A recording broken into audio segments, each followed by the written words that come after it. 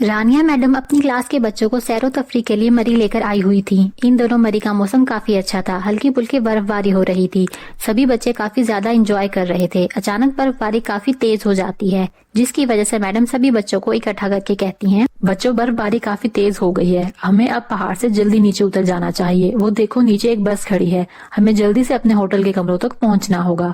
سبھی بچوں کو کافی ٹھنڈ لگ رہی ہوتی ہے، سبھی بچے میڈم کے پیچھے پیچھے چلنے لگتے ہیں۔ اچانک انہیں راستے میں ایک بوڑھا آدمی دکھائی دیتا ہے۔ وہ آدمی کافی بوڑھا ہونے کی وجہ سے بیمار بھی لگ رہا ہوتا ہے۔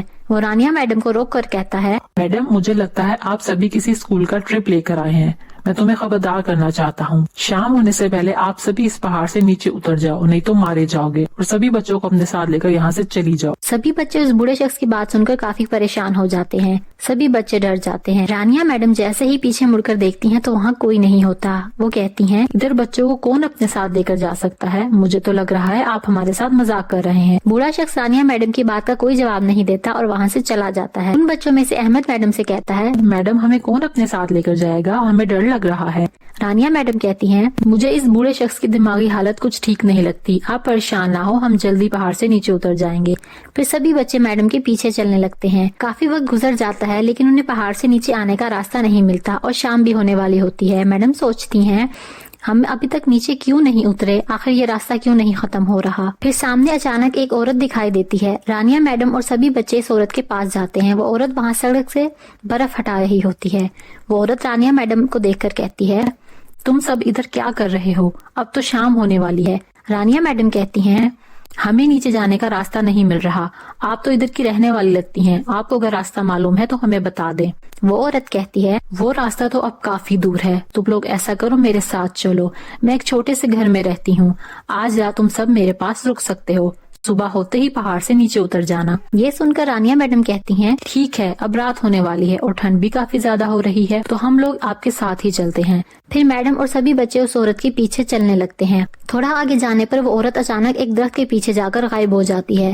میڈم یہ دیکھ کر کافی حیران ہو جاتی ہیں اور کہتی ہیں، ابھی تو یہ عورت یہیں تھی، اب کہاں غائب ہو گئی؟ پھر میڈم جیسے ہی پیچھے مڑ کر دیکھتی ہیں تو سبھی بچے بھی غائب ہوتے ہیں۔ یہ دیکھ کر میڈم کافی پریشان ہو جاتی ہیں اور سوچتی ہیں، اب وہ بچوں کے پیرنٹس کو کیا جواب دیں گی۔ پھر وہ بچوں کو ڈھونڈنے لگتی ہیں۔ میڈم کو اس بات پر یقین ہوتا ہے کہ اسی عورت نے بچوں کو غائب کیا ہے۔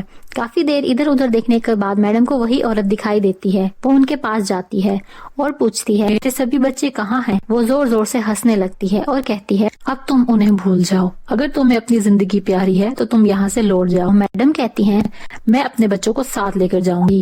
وہ عورت کہتی ہے، وہ بچے آج رات میرا کھانا بن جائیں گے۔ وہ عورت جیسے ہی یہ سب بول رہی ہوتی ہے تو اس کی شکل ایک عجیب سی چڑیل میں بدل جاتی ہے۔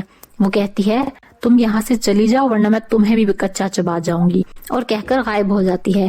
رانیہ میڈم بچوں کی تلاش میں پھر سے ادھر ادھر گھومنے لگتی ہیں تو اسے اچانک وہی بوڑھا شخص دکھائی دیتا ہے جو پہلے ملا تھا۔ رانیہ میڈم اس شخص سے کہتی ہیں، وہ ایک چڑیل آ کر میرے بچوں کو ساتھ لے گئی ہے۔ بوڑھا شخص کہتا ہے، میں نے تمہیں پہلے ہی خبردار کیا تھا لیکن تم نے میری بات کو سیریس نہیں لیا۔ میڈم کہتی ہیں، آپ ہی مجھے اب اس کا حل بتائیں، میں اپنے بچوں کو کیسے آزاد کرواؤں، ان کو لیے بغیر میں اسکول واپس نہیں جا سکتی۔ پھر وہ شخص کہتا ہے، یہ ایک کانٹوں والا پھول ہے، جیسے ہی تم یہ اس چڑیل کے اوپر پھینکو گی تو اس کی طاقت ختم ہو جائے گی اور پھر تم اس چڑیل کو جلا دینا۔ وہ پھول لے کر میڈم اسی جگہ پر واپس جاتی ہے جہاں پر اسے چڑیل ملی تھی۔ وہ چڑیل بچوں سے کہہ رہی ہوتی ہے، آج میں تم سب کو کھا جاؤں گی۔ پھر اچانک رانیہ میڈم اس چڑیل کے پیچھے وہ کانٹوں والا پھول پھینک دیتی ہیں، جس سے چڑیل کے ہاتھ پاؤں کام کرنا چھوڑ دیتے ہیں۔ وہ جلدی سے ماچس سے آگ جلا کر اس چڑیل کے کپڑوں پر لگا دیتی ہیں۔ کچھ ہی دیر میں چڑیل جل کر مر جاتی ہے اور رانیہ میڈم سبھی بچوں کو لے کر خوشی خوشی اسکول واپس چلی جاتی ہیں۔